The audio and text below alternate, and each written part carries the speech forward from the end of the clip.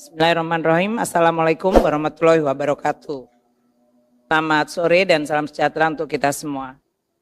Seperti tadi telah disampaikan oleh Bapak Presiden dan kemudian ditambahkan oleh Pak Menko mengenai kondisi ekonomi dan hubungannya dengan rancangan APBN 2025 yang merupakan APBN transisi di mana dipersiapkan oleh pemerintah saat ini untuk pemerintahan terpilih mulai Oktober 2024.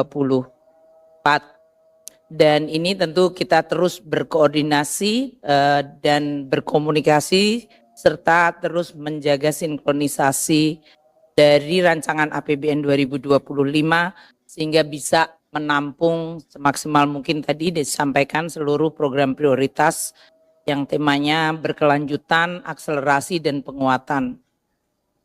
Saya akan menyampaikan sedikit lebih detail dari Pak Menko tadi apa dari postur dan rancangan APBN 2025 berdasarkan proses politik yang tadi juga disampaikan oleh Ketua DPR di mana kita sudah menyampaikan KEM PPKF, kebijakan ekonomi makro dan pokok-pokok kebijakan fiskal yang sudah dibahas semenjak bulan Maret hingga bulan Juni dan kemudian juga pembahasan internal di kabinet.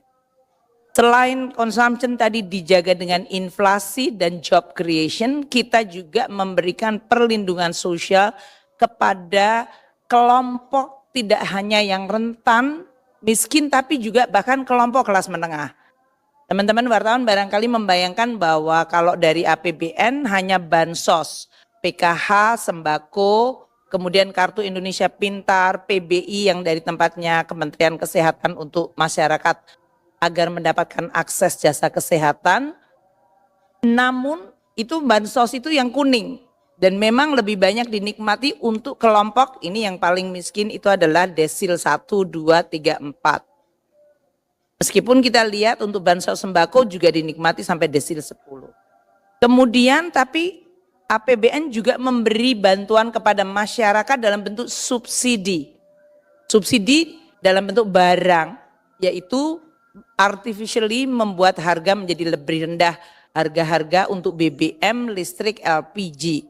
Dan kalau kita lihat yang biru muda itu adalah subsidi kompensasi memproteksi daya beli masyarakat hingga seluruh desil. Artinya semua masyarakat enggak yang miskin, yang menengah dan kaya semuanya menikmati subsidi tersebut. Memang menjadi persoalan masalah sasaran. Ada lagi satu instrumen fiskal lain yang barangkali tidak familiar tapi sebetulnya penting yaitu bahwa PPN yang dibebaskan. Jadi banyak masyarakat menganggap bahwa semua barang jasa itu kena PPN. Tapi sebetulnya di dalam undang-undang HPP sangat menjelaskan. Barang kebutuhan pokok, pendidikan, kesehatan, transportasi itu tidak kena PPN. Jadi kalau membayangkan PPN kemarin 10 ke 11 dan di undang-undang HPP akan menjadi 12, itu barang-barang itu tidak terkena PPN. Jadi itu memproteksi dan kalau kita lihat yang biru tua di atas ini, mereka dinikmati bahkan lebih pada kelompok kelas menengah, bahkan sampai ke atas dalam hal ini.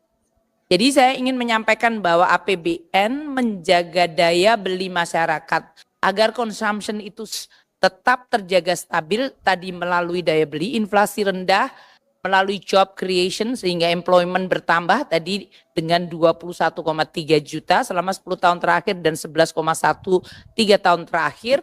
Plus kita memberikan bantalan melalui APBN dengan 3 moda, yaitu modal mengenai bansos dari subsidi maupun dari PPN yang diberikan pembebasan.